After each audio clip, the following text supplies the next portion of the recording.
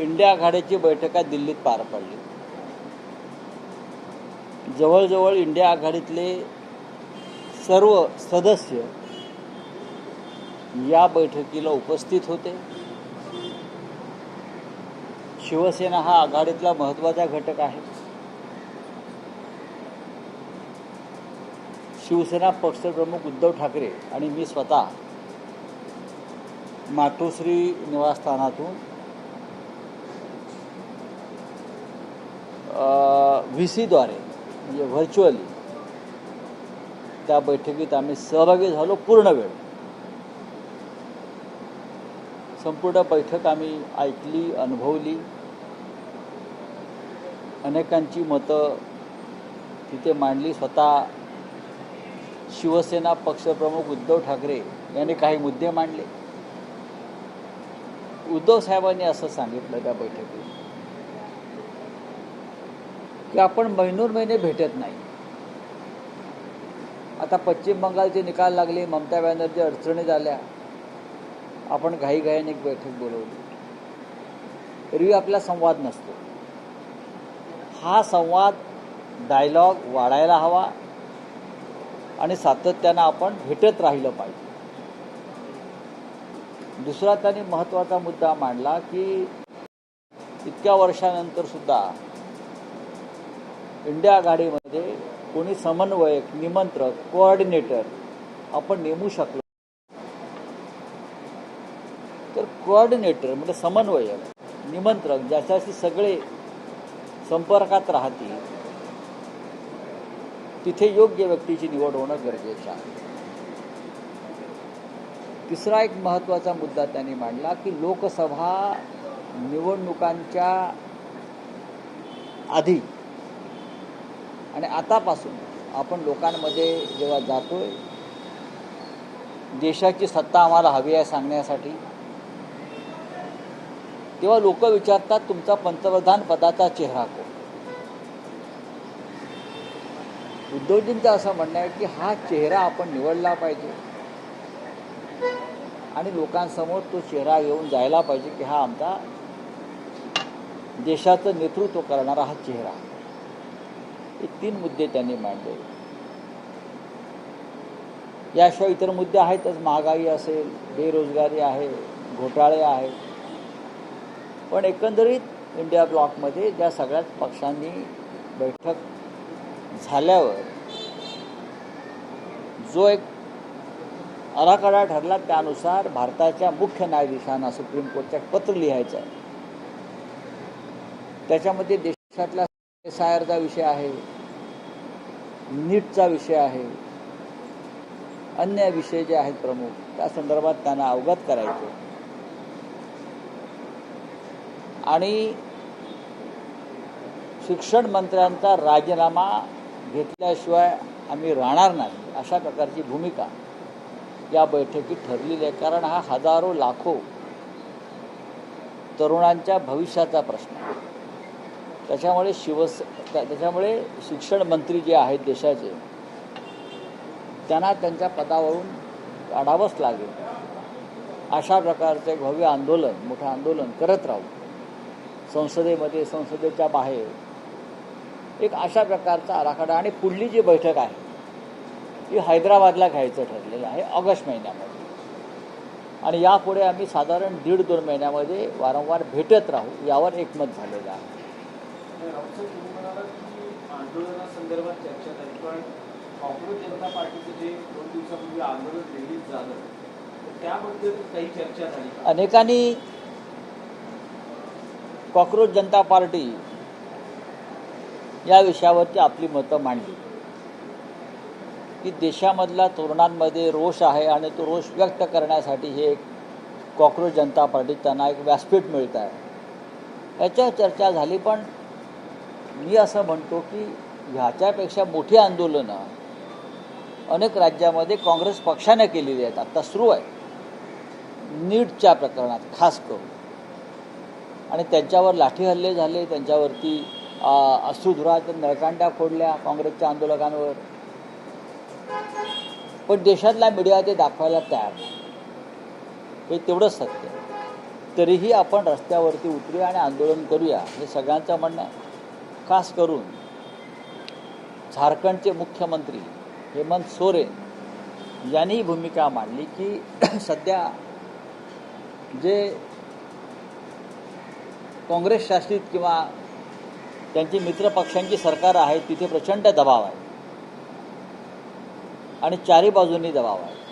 त्यांना काम करू दिलं जात नाही. त्यांनी भाजपबरोबर यावं यासाठी दबाव आहे. तरीही हेमंत सोरेन म्हणतात तरीही आम्ही इंडिया आघाडीबरोबरच राहणार शेवटपर्यंत. पण या सरकारला जर नमवायचं असेल तर लोकांनी रस्त्यावर उतरायला पाहिजे आणि त्यासाठी आपण लोकांना प्रवृत्त केलं पाहिजे. त्यामध्ये DMK, आम आदमी पार्टी, TVK यापैकी कोणी होतं का त्यांचा प्रतिनिधी? TVK अद्याप अधिकृतपणे इंडिया ब्लॉकचा सदस्य झालेला नाही. DMK बरोबर काँग्रेसचा अलायन्स तुटल्यामुळे तामिळनाडूत ह्या वेळेला DMK उपस्थित राहिलेले नाही, ते सत्य. पण आम्हाला सगळ्यांना खात्री आहे DMK हा एक संयमी आणि समजदार पक्ष आहे. राहुल गांधींशी त्यांचा उत्तम संवाद आहे, अनेकांशी संवाद आहे. भविष्यामध्ये आम्ही त्यांना पुन्हा अशा प्रकारच्या बैठकांना आमंत्रित करू. आम आदमी पार्टी एक आम आदमी पार्टीचं एक वेगळं राजकारण असतं, ते त्यांच्या पद्धतीनं करत असतात. पाहू भविष्यात काय होतं. जशी इंडिया अलायन्सची बैठक होती तशीच शिंदे राष्ट्रीय कार्यालयाने आज नवी दिल्लीत होती. जवळपास 20 राज्यांचे प्रमुख या बैठकीत सहभागी झाले, ज्याला एकनाथ शिंदे यांनी मार्गदर्शन केलं. खरं म्हणजे अमित शहानी मार्गदर्शन करायला पाहिजे किंवा भाजपच्या अध्यक्षांनी मार्गदर्शन करायला पाहिजे. दिल्लीमध्ये राष्ट्रीय कार्यकारिणी त्यांची झाली हे आश्चर्य आहे नाही. आणि त्या गटाची निर्माते जे आहेत ते अमित शहा आहेत. त्याच्यामुळे अमित शहानी त्या गटाला काय मार्गदर्शन केलं ते पाहावं लागेल आणि त्यानंतर मी मत व्यक्त करेन. चला, धन्यवाद. एकनाथ शिंदे असं म्हणाले की राहुल गांधी जेव्हा म्हणतात की पंतप्रधान त्यांना वर्षभरात पाय उतारावं लागेल, पण राहुल गांधींनाच सातत्य दाखवणं गरजेचं आहे. वर्षभरात त्यांना कन्सिस्टन्सी दाखवणं यासाठी गरजेचं आहे, कारण स्वतः शरद पवार म्हणतात की राहुल गांधी वर्षभर त्यांनी काम करावं. शरद पवारांनी अलीकडच्या काळामध्ये असं वक्तव्य केल्याचं मला माहीत नाही. काही जुनी वक्तव्य काढून जर कोणी भाजपचे लोक दिल्लीमध्ये होर्डिंग लावत असतील याचा अर्थ ते राहुल गांधींना घाबरलेले आहेत. राहुल गांधींना ते घाबरलेले आहेत आणि त्या सगळ्या अस्वस्थतेतून ते अशा प्रकारचे उपक्रम करत आहेत. आता एकनाथराव शिंदे आम्ही जुनी वक्तव्य काढली अमित शहांविषयी, देवेंद्र फडणवीसांविषयी आणि ती तर त्यांचं काय म्हणणं आहे त्याच्यावरती. भारतीय जनता पक्षाच्या बाजूला बसायला ते तयार. नरेंद्र मोदी त्यासाठी घातक आहेत. देवेंद्र फडणवीस काय करतात नक्की, काय वगैरे वगैरे बऱ्याच गोष्टी त्यांनी सांगितलेल्या आहेत. तेव्हा आम्ही लावू शकतो ना, दिल्लीत, महाराष्ट्र, ठाण्यात, सर्वत्र लावू शकतो. हा काही पारदर्शक राजकारणाचा भाग नाही आहे. अशा प्रकारे कुठले तरी वक्तव्य काढून लावायची माहिती. सगळ्यात जास्त भाजपा, मोदी, शाह यांच्या विरुद्ध तुमचे वक्तव्य आहेत. त्यात आणखी एक मुद्दा होता, जेव्हा त्यांना विचारलं की NDA भाजप किंवा काँग्रेसचं राजकारण हे प्रादेशिक पक्षांना, छोट्या पक्षांना संपवणारा, त्यांचं की तसं नाहीये. आम्ही NDA मध्ये यासाठी आहोत कारण आम्ही एका विचारधारेने त्यांच्या बरोबर आहोत. इंडिया अलायन्स मध्ये त्यांच्या पक्षाचे एक नेते अब्दुल सत्तार यांनी भाजपा हे विष आहे असं सांगितलेलं आहे. म्हणजे भाजप हा विषारी आहे असं त्यांच्या पक्षाचे लोक सांगतात. हे बहुधा सेनेच्या लोकांपर्यंत पोहोचलेलं दिसत नाही. ते विषाच्या प्रवाहात आहेत. भाजपा विचार नसून विष आहे हे लवकर शिंदे मिंदे आणि कंपनीला कळेल. इंडिया ब्लॉक की सर ब्लॉक की बैठक हो गई है और बहुत माहौल में हुई. सोनिया जी, राहुल जी, खड़गे जी के साथ 20 पॉलिटिकल पार्टी जो इंडिया मेंबर वो वहाँ उपस्थित रहे. हेमंत सोरेन के मुख्यमंत्री और शिवसेना पार्टी की कुछ वर्चुअली उस मीटिंग में अपनी उपस्थिति दर्ज कराई और पूरे समय वहाँ रहे. बहुत सी वहाँ चर्चा. उद्धव जी ने 2-3 बातें कही. अगर हम लड़न करना है, बीजेपी से लड़ना है, तो इस चुनाव में हमको प्रधानमंत्री पद का चेहरा लोगों के सामने लेकर जाना पड़ेगा. उस बारे में चर्चा करनी पड़ेगी. इंडिया ब्लॉक को एक कोऑर्डिनेटर की नियुक्ति करनी पड़ेगी और हमको बार बार मिलना होगा. एक साल में एक बार मिलने से कुछ नहीं होता है. हेमंत जी का भी यह नाता मैंने सुना और हमको लड़ने की तैयारी, संघर्ष की तैयारी रखनी पड़ेगी. अभी तय हो गया है बाद में कि चीफ जस्टिस ऑफ इंडिया को हम सब मिलकर एक लीडर लेके आओ. देश में जो चल रहा है, SIR का घोटाला चल रहा है, नीट का घोटाला चल रहा है और भी चल रहा है, उस बारे में हम चीफ जस्टिस ऑफ इंडिया को अवगत करें. एक लेटर हम सब मिलकर लिखेंगे और अगली जो मीटिंग है वो हैदराबाद में होगी इंडिया ब्लॉक की. और एक मत है सबका कि संघर्ष जारी रहेगा. डीएमके और टीवीके और आम आदमी पार्टी ने जो बात ऐसी है कि अब तक टीवीके ऑफिशियली इंडिया अलायंस का मेंबर नहीं बना. कांग्रेस का और डीएमके का अलायंस तमिलनाडु में अब नहीं है. उसका मतलब ये नहीं कि डीएमके इंडिया अलायंस का मेंबर नहीं बन सकता. नहीं, कांग्रेस और उनका नाता टूट गया है.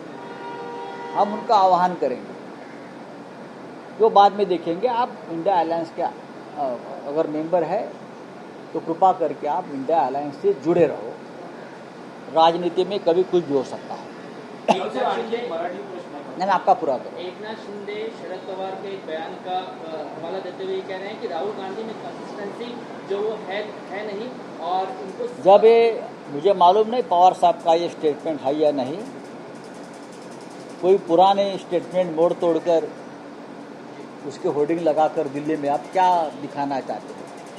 एकनाथ शिंदे जी के, मोदी जी के खिलाफ, अमित शाह के खिलाफ, देवेंद्र फडणवीस के खिलाफ, बीजेपी के खिलाफ हजारों स्टेटमेंट है. क्या हम निकालो और पोस्टर और होर्डिंग छपवा दो? आप बताइए. सर, टीएमसी में जो फूट आपको अभी दिखाई दे रही है, शिवसेना के साथ जो कुछ भी हुआ सेम अब वो टीएमसी के साथ होते हुए दिखाई दे रहा है. तो विधायक फूटे, अब जो है सांसदों ने भी जो है तैयारी कर ली फूटने की. क्या कुछ कहेंगे इस पूरे नहीं, फर्क है टीएमसी और शिवसेना के. जब शिवसेना में फूट हो गई तो हम डरे नहीं, हम निर्भय होकर लड़ रहे थे.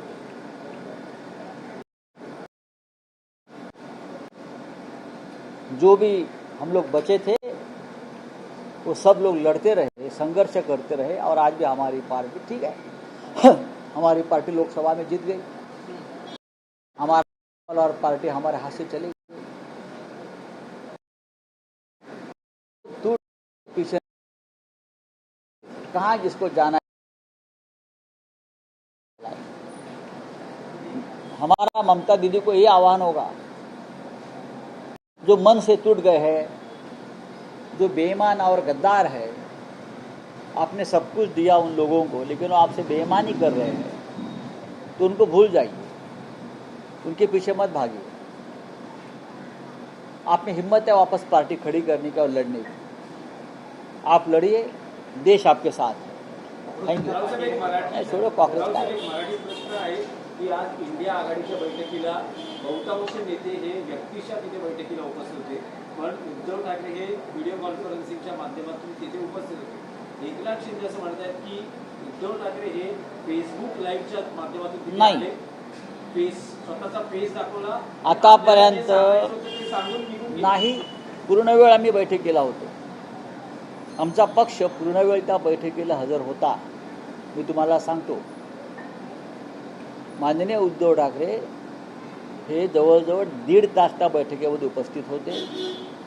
सुरुवातीला जेव्हा त्यांची बोलण्याची वेळ आली तेव्हा ते पूर्ण वेळ बोलले, थांबले आणि त्यांनी सांगितलं की यापुढे संजय राऊत हे बैठकीत उपस्थित राहतील.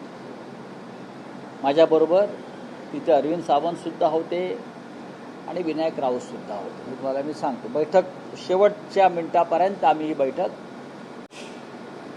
घटक म्हणून इंडिया ब्लॉकचे आम्ही उपस्थित राहिलो. अयोध्या के राम मंदिर में करोड़ों का चढ़ावा गायब कर दिया गया, अखिलेश यादव का. माझ्यावरती एक गुन्हा दाखल झाला आणि त्या